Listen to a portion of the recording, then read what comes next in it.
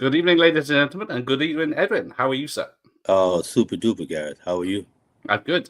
It's a hot, sweaty evening here in the UK. Oh, really? Well, it's let's see, 71 degrees, I think it says here. Oh, Fahrenheit. So So that's why I said really. as a Texan, you're laughing, are you? Well, I am. I'm laughing. We're all sweating here, and we don't have air conditioning as much in homes Yeah, here, so we yeah. have to suffer in silence.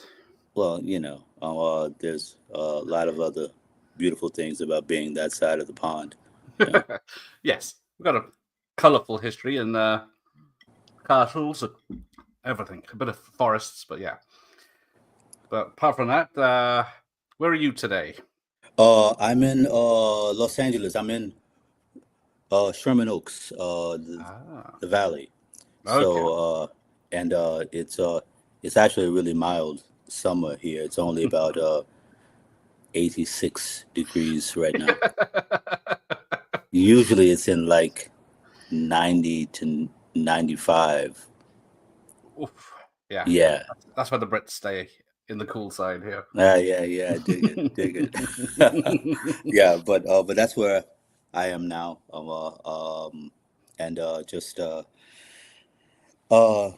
working on some new things and Mhm. chatting about some not old things, but more recently past things. Yes, so season 4 of The Bad came Yeah, out in June.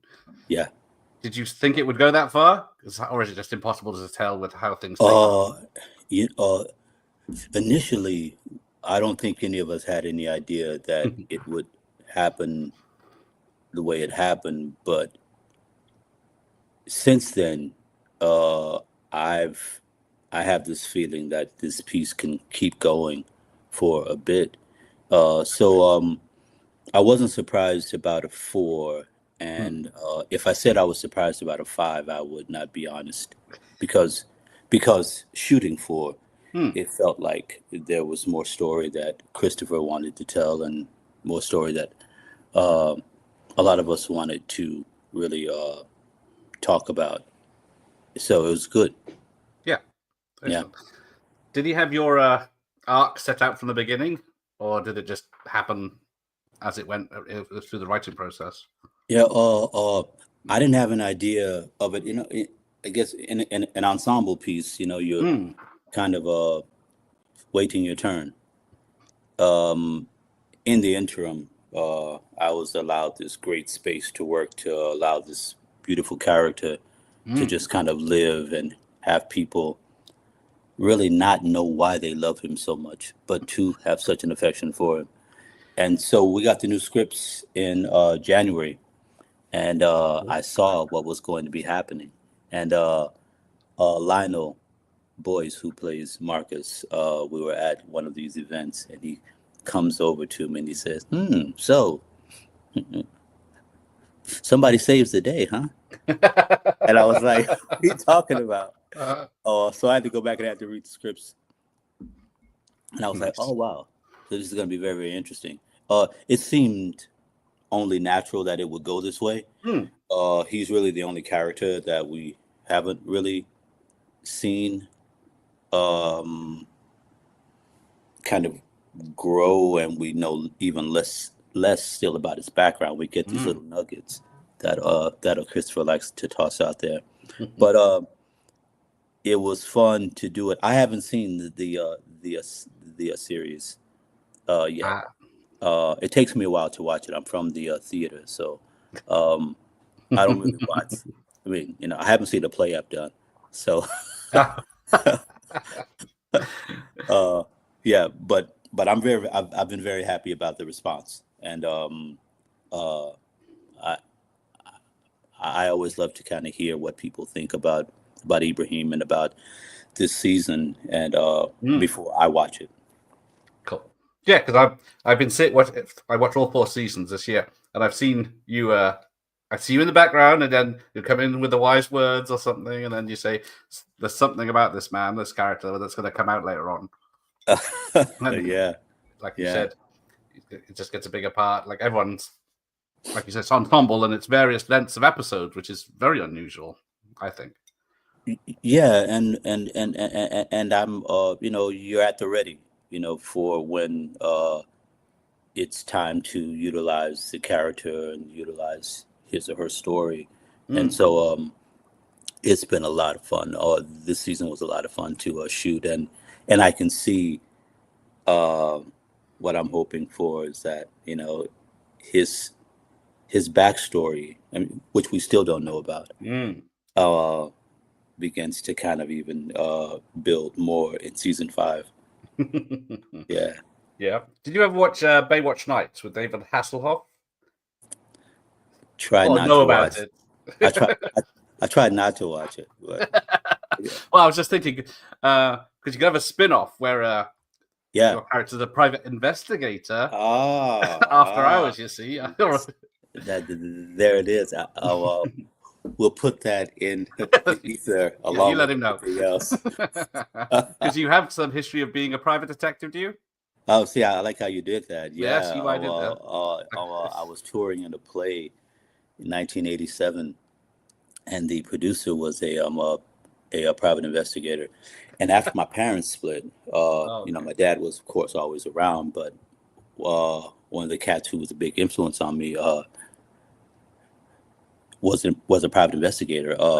And Ernest was his name, and so my mom would let me go with him every now and then on stakeouts, and I like going because I could just like order whatever I wanted to eat while we're watching whatever we're watching. And so then when this happens in 1987, I find out that this producer is a private investigator, and I thought, well, here's a way of not having to work in a restaurant or something else. So I got sponsored by him, and I spent about 7 years working as a PI when I wasn't on stage in the theater.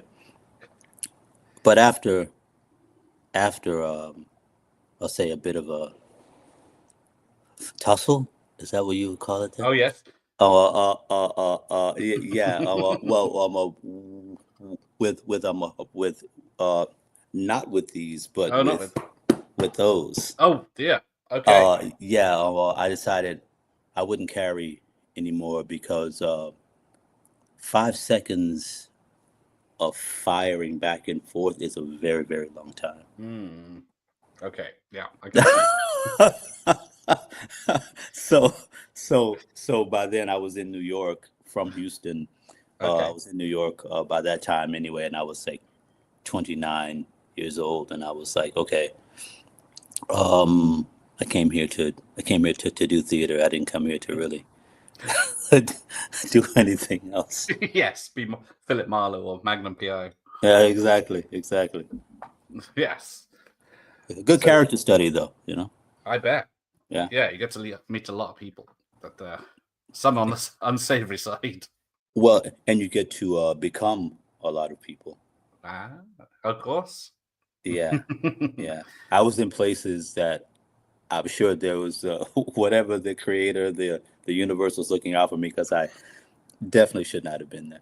Okay. Was it more spying on spouses having affairs, or was it more chasing? But there was some of that, and there was also like insurance kind of things where you had to go into a place and you had to actually work there and gain like kind of a intel and things like that on people, and they're always antsy because they know what they're doing is not cool. But if they catch you, then there's some things that are going to happen to you. Yeah. So I've been I've had something looking out for me. I've had some I guess I paid into the cachet. Yes. Doesn't sound like fun work at all.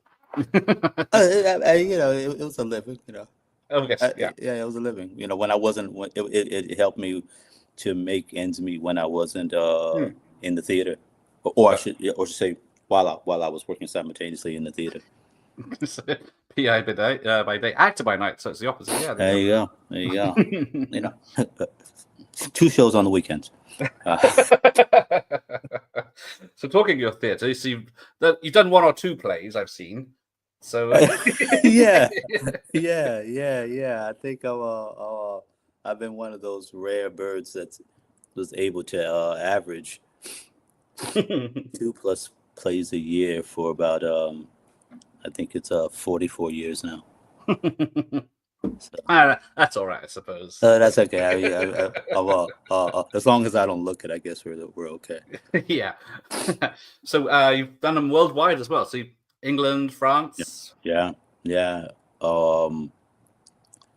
The late great Peter Brook asked me personally to join his theater company. Nice. And so I worked there and in Paris at the Bouffes du Nord Theater and toured around the world with this little play that he had written based on the Mahabharata. All right. Okay. And so I did that, and I've done a couple of other things there, your side. Going back 2007, then 2013, Okay. and then 2017 when I came back there with Peter. Yeah. Cool. Was it? I guess it was in English. The play everywhere you went, and Well, yes, and because you're always supposed to do that, I guess. Yes, and I didn't go to drama school, so I don't know. I always say that I wouldn't have lasted kicked my ass out of there. No, yes, and I played 2 characters, and the one character I played was a little small part of a mongoose, and he breaks the 4th wall, and he's got this little speech or this little ask of the audience that he does, and I had to do it in whatever language of the country we were in. Spanish and Portuguese and German and French were scary enough, but Chinese was scarier. I can imagine. Yeah, it's that good. Yeah. But fear does things. My mom used to say, "Fear is good." Yeah. So yeah, but it worked out. So Italian was a bit as well. So I like to say as an actor, I speak maybe 7 languages. As a lay person, not so much. Yeah. Nice. Did you ever get to visit the areas when you weren't doing the play, other places around the world, or did you have to concentrate on the play and get from next place to next place? First thing I do is I put my bags down and I go get lost. Oh, cool. So I'm walking around Shanghai and I don't know anyone. and I'm just like, let me just figure this out. I know north, south, east, and west, so I know how to get back wherever I am. Right. So, I've at least got that. But I visited so many places, and I come back and tell people about it. They're like, well, where have you been? Well, I don't know where it was. Yeah, I couldn't find it again. I think I can find it again. Oh, you could. Yeah. Nice. Do you ever get stage fright? Yes, it's on a beautiful TV thing. or on the theater. It's a beautiful thing to still have that. I get anxious. I get excited. I'm not frightened because I've done the work. Okay. But I do get that same feeling because it's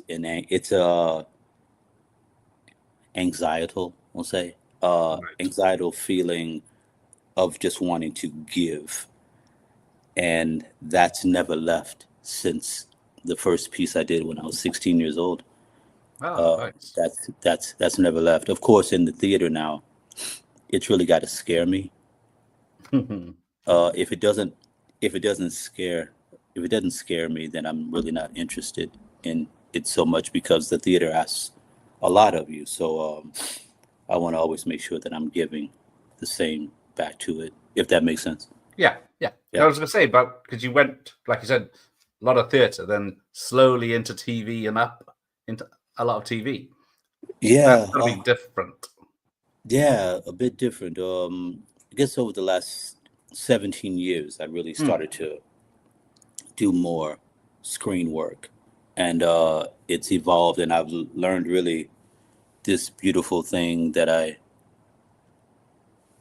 didn't really give the screen too much credit for when I was younger, which is what it asks of your muscle as well.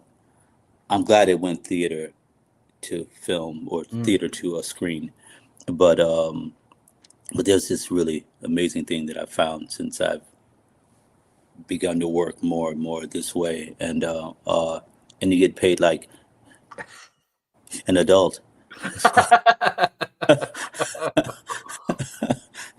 Come on, no shade, to the theater that I love so much and that I will never leave. But Yes. gee whiz, you know, people think we just do it just to have a laugh. No, no, you know, we mean it, because it doesn't really mean us do well sometimes, but it's just either place, uh, theater or the the screen. It's great opportunity to tell stories in different ways, and to give, um, and that's just, as an artist, that's all I'm concerned with. Very good. Because you're also a writer, and Yes. you started writing sketch comedies, I heard. Yeah, yeah. Well, see, I love this. You see, your side, you guys will, you'll actually do some work there. Now, when I was in Houston before I left and moved to New York, well, I was always known as a comic actor, which Right. people would not believe because of the disparity of drama and comedy. But I was always known as a comic actor, so much so that I started turning down jobs when I was like 21, 22 years old, All right. because I would turn down roles because people weren't taking me seriously as a dramatic actor. Okay. And but during that time, I was working at this place in Houston called the Comedy Workshop, Okay. and I was on the improv side. Now, the late great Bill Hicks was a friend of mine. Oh, okay. Sam Kinison was a friend of mine. Okay. So, and they were all at the Comedy Workshop, yeah, out of Houston.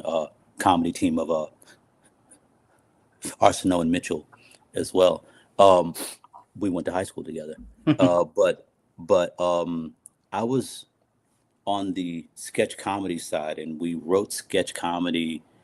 Uh, we wrote sketches every 4 months, and we would perform them for like 2 months. Um, and there's another way again to be able to work and to exercise the craft, because that was always most important to me. I was definitely afraid of becoming um, a waiter who acted. Right. Okay. Yeah.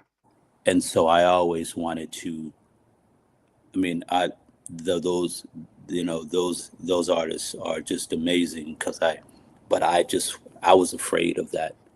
And so I found these other outlets to create and to keep moving as an artist in my way. And so, yeah, so I was writing sketch comedy, and then when the comedy workshop closed down, the annex is where the comics were, Right. and I was the only actor that the comedians liked. They hated all the other, they hated all the other actors. And so, Thea Vidal, who was a really amazing comedian from the 80s, 90s, and even now. Uh, I owe her money and I can't find her to pay her back. I've been trying to pay her back since 2002. It's usually the other way around, but yeah. Yeah, and I've been looking for her to pay her. I I I owe her somewhere around $650. Um, and I just haven't been able to find her to pay her back. And I've sent her messages, and she hasn't sent me messages back. But anyway, well, she called me one day, and she was like, "I heard you're thinking about doing stand-up comedy." I said, "I'm thinking about it." She says, "Well, you're opening for me this weekend." And I was like, "Whoa, whoa, whoa, wait a minute." And at the deep end. So again, this other thing that allowed me to keep working was Yeah. being a road comic at the same time. But that had a shelf life. But from it, when I went back to the theater, I went back to the theater as a much better writer. And I began to write single character solo work, which is kind of like doing stand-up, but it's in a dramatic kind of setting. And there's only one character. Like, I don't do like 5 or 6, 7 characters. There's only one character. And so part of the test was holding an audience for that long, but also being able to interject the comedy and the drama, having those things exist at once, because they do. So those 7 years as a comic even helped me when I went back into the theater as a writer. And then in 2015, I went back and got the only creative kind of whatever they say creative degree. I got an MFA in writing for the screen. Okay. And so I've been writing since then. I was a couple years ago. I was part of the Sony Pictures television writing program. They picked 10 writers out of like 4,800, and you had to be nominated to it. Then they read the scripts blind. Right. Then they choose. Then they have a conversation with you. Then they find out, wait a minute, the guy from The Bear wrote this script. And then they only choose 10 writers, and I was one of the 10 chosen. Oh, excellent. So yeah, so it's been that thing that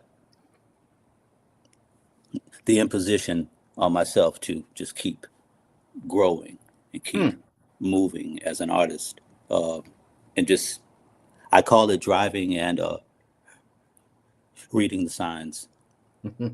Oh, hang on a second. That's the wrong side. The side.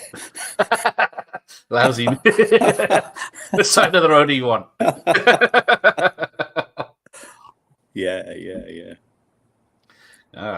So, see, I felt for your character in The Bear because, like you, like him, I should say, he went from it's just a small restaurant cafe that does rolls and beef and stuff, and then suddenly it's fine dining and all this very complicated stuff, and then he was a bit lost when he had to go to that culinary school and didn't know it wasn't his cup of tea, as we say. Yeah, felt badly for him, right? It's like, wow, that was excruciating. I felt badly for him. I was like, oh man, I'm sorry I got to take you through this, but I got to let the people see what I think you're feeling. Yeah, that was a beautiful time. I read those scripts, and then I saw him disappear after episode 2, and I was like, whoa, wait a minute. Let me find it. Then like episode 70 comes back. Yes. But they did this wonderful thing in the middle of the shoot where they called me up the night before and they said, we're going to shoot just a couple of scenes tomorrow. And we did like 3 or 4 solo shots of Ibrahim, which allowed me to really kind of tell the story of kind of what happens when you find yourself alone. And I've been hugely nomadic as an artist, and so I think that's where he and I meet. Just kind of being that kind of I'm a lone wolf, that hired gun. I'm a Bon Jovi, wanted, dead or alive. Yeah. Yeah, it's great. I'm not a Bon Jovi fan, but that track, that one, for an artist, hey man, That's good, isn't it? That's exactly it. And so So with Ibrahim, it was just really an opportunity to really kind of show what not just being alone is, but being alone in a place that you're alone. I mean, like you have no backup, you have no Hmm. other family, you have nothing else, and that's where this cat sits, uh, which I think is beautiful.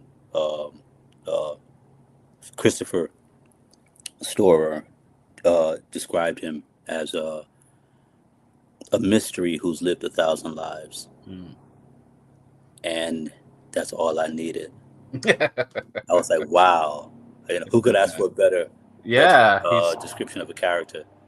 Yeah, yeah, that's good. yeah.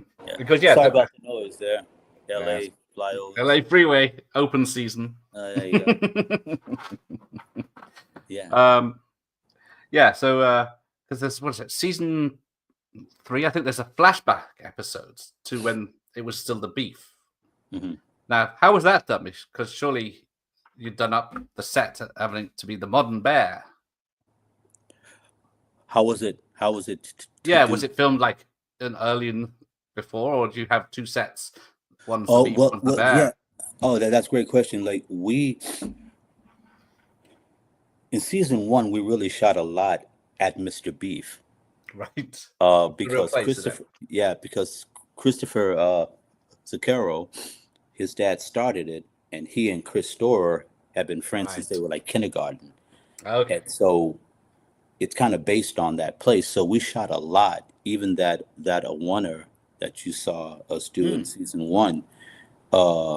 We shot that all in Mr. Beef, but then we replicated the whole space at a Okay. studio Right.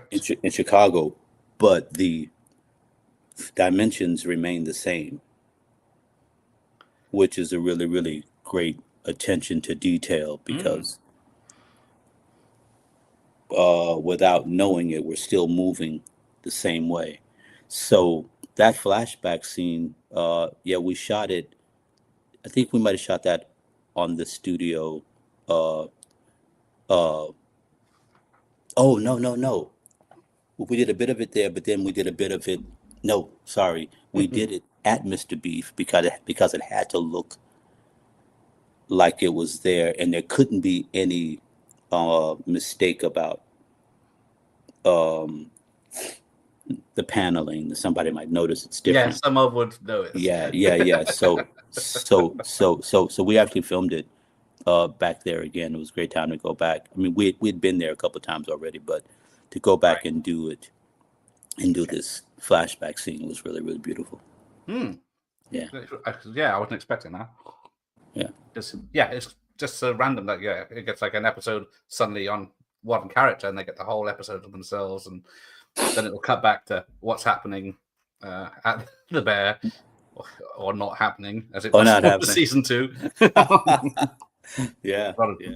but yeah, just because I was thinking every time they made a change, like they moved the cookers or they moved the stove, the bar or whatever. I guess you had to get used to that, or did they film it in order?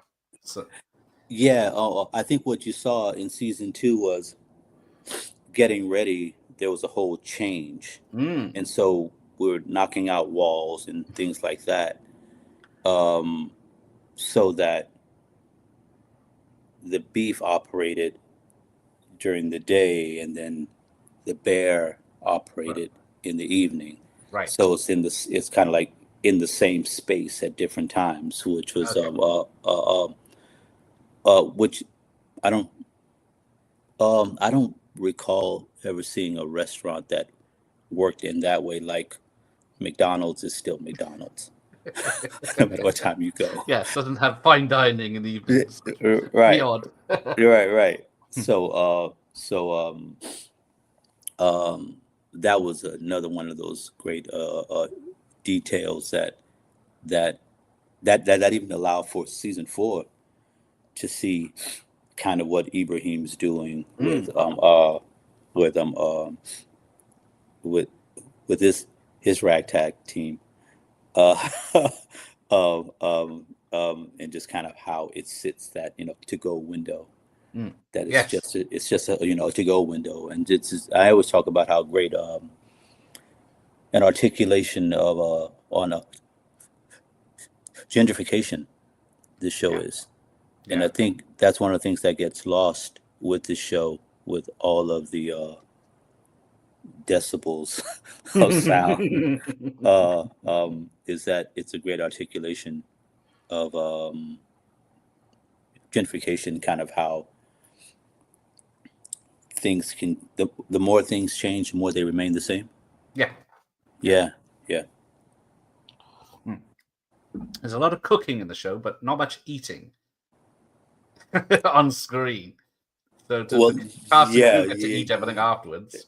yeah. There's Edwin, taking bites of things at inopportune times, uh, because because the food is real, and Christopher's sister, Coco, and before her, Maddie Matheson, who plays Neil Fack, who's a chef. Right. But he didn't want to be a chef on the show, and so he wanted to be a handyman that couldn't do anything, which is which was brilliant. But there's all this great food that comes, and I'm like, I'm waiting for us to finish the take. Are we done? Clear the tables. Even on days that I'm not called, I'll show up. I'll show up on set just because I'm not worried about craft services. I'm trying to eat this. Because it's apparently all, isn't it? The real people making, the actors are making the food in front of them. They're not making it. Yeah, I think that I think that's another detail. If you look very closely, you don't see any hand doubles. Yes. And especially with what Jeremy's doing as Carmi, the tattoos and the hand would the be. tattoos are going to be proper. Yeah. Yeah, I mean, it'd be very difficult to replicate that. So we've all had to do some level of we've all had to have some level of understanding of how to plate food, how how to make what our characters would make. Sure. Maybe not make a smorgasbord of things, but but at least what our characters do. Yeah, because that fine dining is all delicate stuff, the tweezers and tiny bits, and one mistake and it's ruined. And and I watch them do it, and it's like, wow, I don't have to do it. Yeah, you've got the beef and the chili and the bolognese. Right. But like even that, there's a specific way of putting it into the bread, and if you're gonna do an all day, or if you're gonna do a wet or sweet, like how you go about doing that in this practice, even rapping, so it's not doesn't look like an actor doing that, but rather you forget and you see these characters that are really working in this space. So shout out to Coco Storer, Christopher's sister, who is the culinary producer. Okay. Yeah. Nice. So do you have to go on a diet after filming, or do you just relax? I usually come home about 10, 12 pounds heavier. I can't blame you. That food looks lovely. Yeah, it's so good, man. And it's like I'm back down now to about 200, but I came home about 212, which is what I came home last season. And I'm a 6'2", but still, like I want to stay as I'm svelte as possible. Sure. Yeah. Now, I've seen you with a cigar once or twice.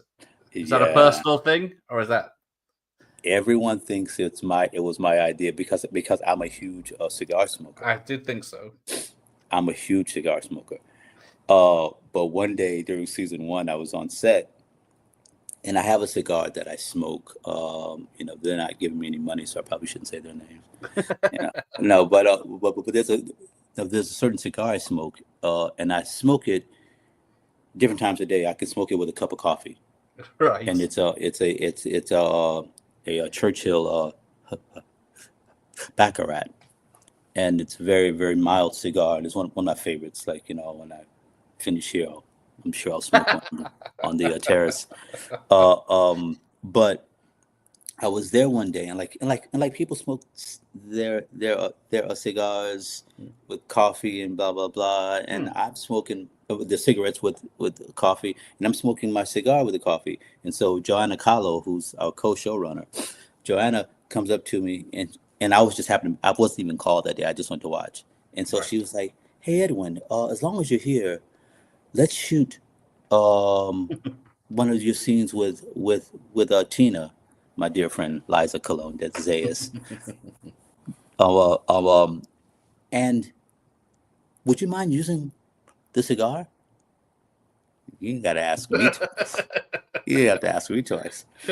So it actually grew into a thing where every season they have planned on using it, Right. and they might only use it once a season, but Yeah. they were asking me which cigars I wanted. So now, hey, I want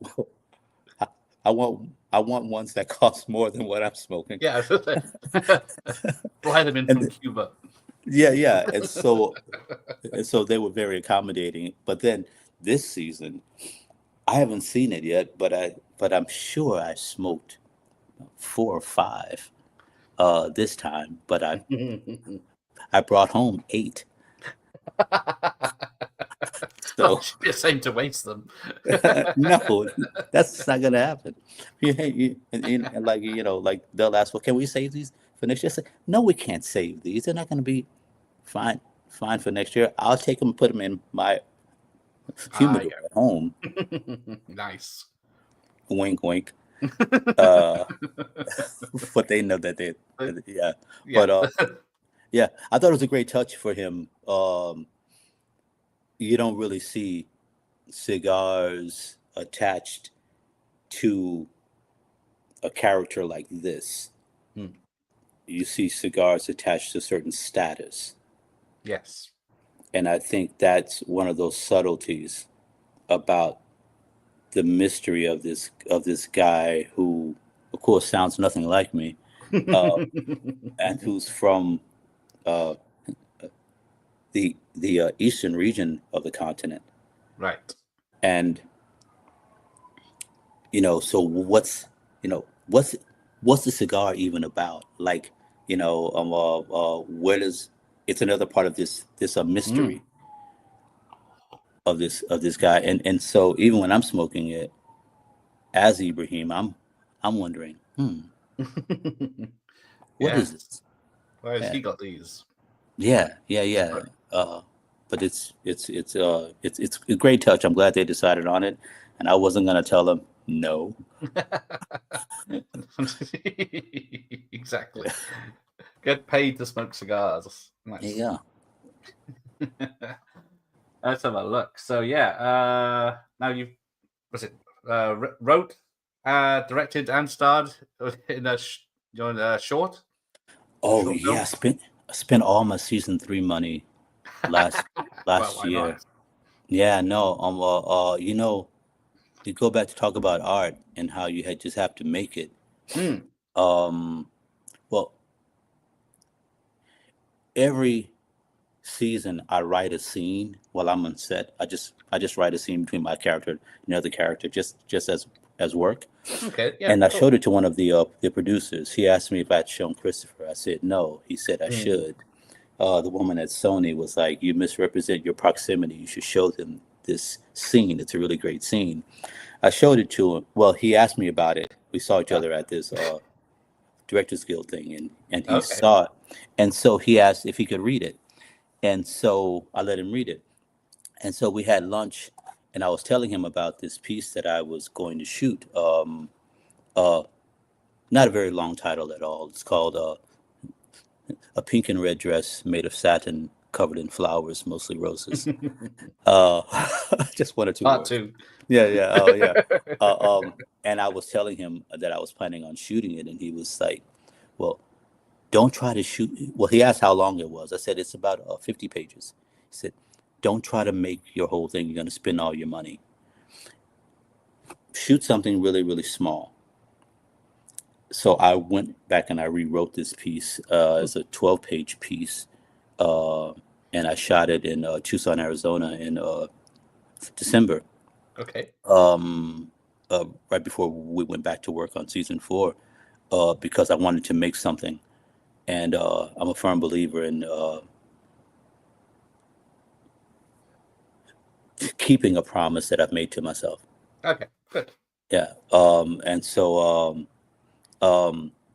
but I'd only my naivete. I only saw this existing on 35 millimeter.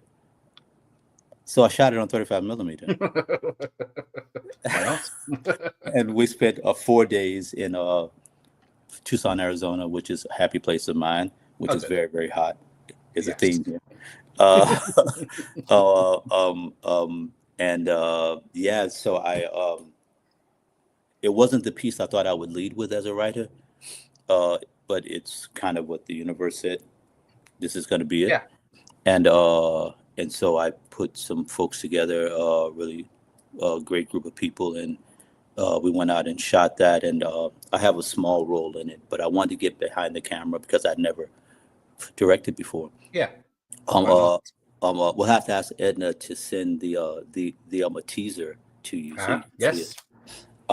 So we should make a note of that. We're in a post-production for that right now. Okay. The final sound mix is being done as we speak, literally. Cool. And the hope is to get it into festivals and things like that, and then see what happens with that piece. But it's just all a part of, I guess, what I'm doing as an artist overall. Yeah. So, I think I've written about 8 or 9 pieces since 2015. Only. Okay. Yeah. Not bad. I'm a bit nebulous, you know. My mother would call it nosy.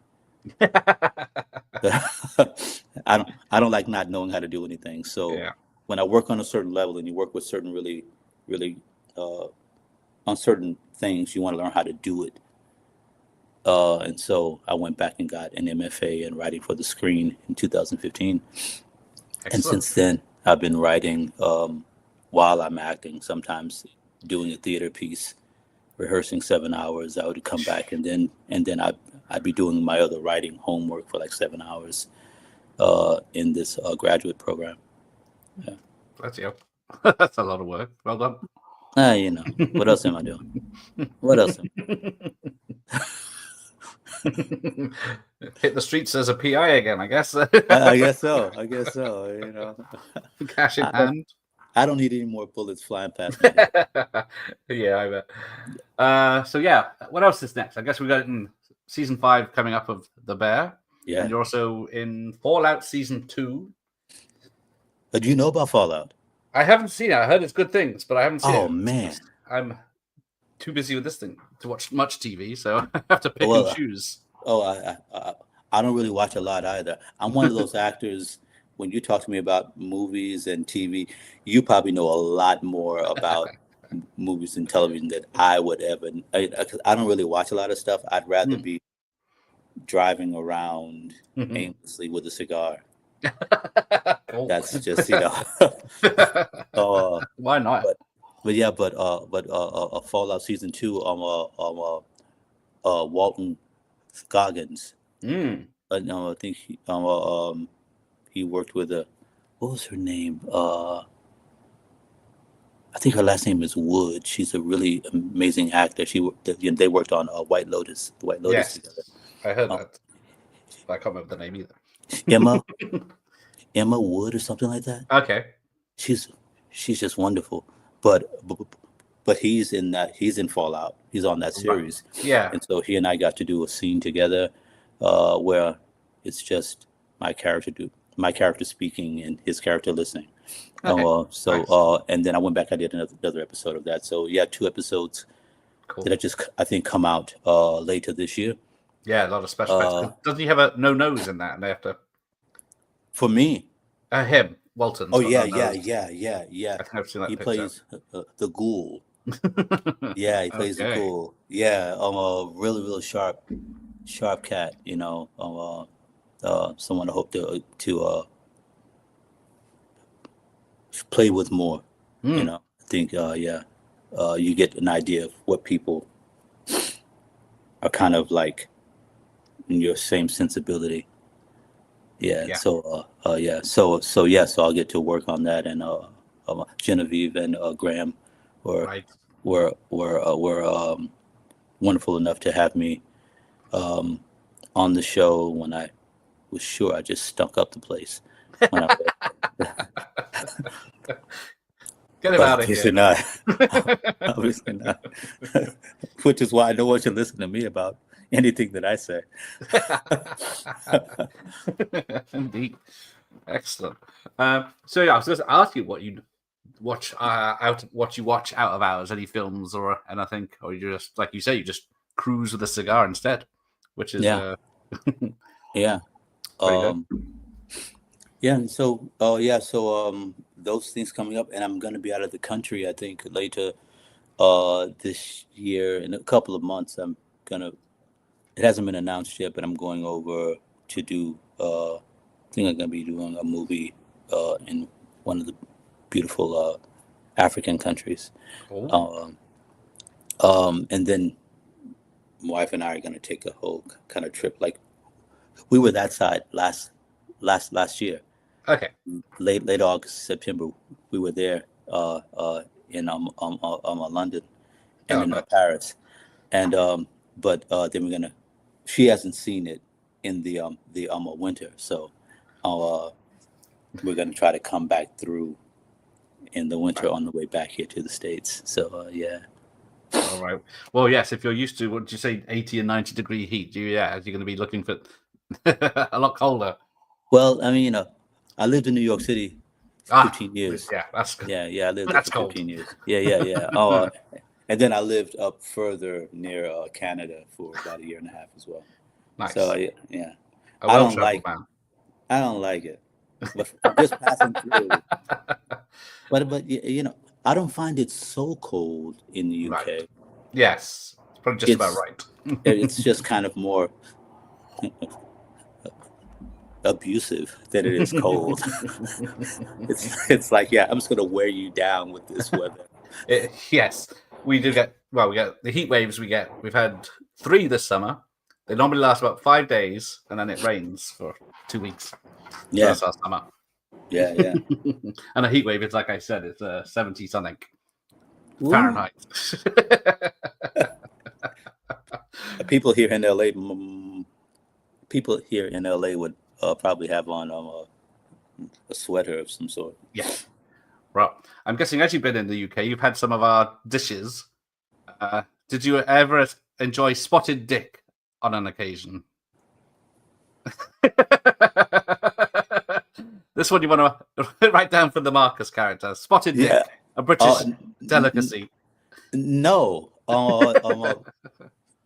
Not if I knew that's what it was called. Maybe I have. It's a steamed pudding made of dried fruit, and served with custard sauce. So just a sponge cake with currency, basically. No, I've never had that. There you go. Next time you come over. Okay. I'm not gonna ask for that. If someone wants to play a practical joke on me and bring it to me, and I'll eat it, and then you can tell me what it is later. I'll say, you got me. But no, I'm not gonna ask for that. Okay. But there's a great Tunisian restaurant that was right near our. I love the Waterloo area. Because the theater is right over there. Of course, yes. So there was a great Tunisian restaurant by the hotel we were in, and so we were there almost every day. So much so that she put a review on like those Yelp things or whatever, and Oh yeah, it's received over like 8,000 ticks. Yeah, nice. yeah, yeah, So it's yeah, helped. yeah. But I will. I'm gonna actually show her. I'm gonna show Dina what this is, and ask her if she wants one. I know what the answer is gonna be already. Yeah. But yeah, Uh, maybe explain what it is, then call it by its name. yeah.